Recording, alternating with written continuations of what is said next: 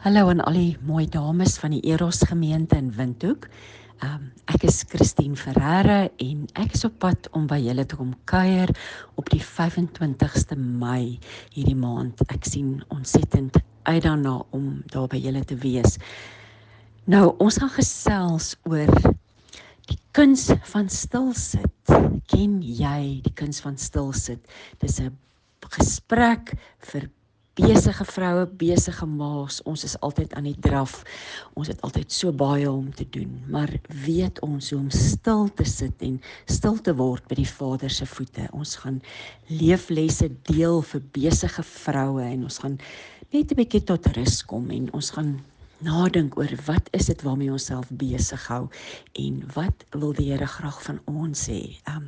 Hoe kan ons harte rustig maak en na hom toe draai en op daardie manier vrede vind en rustig wees en die vrou wees wat hy ons voorgeroep het.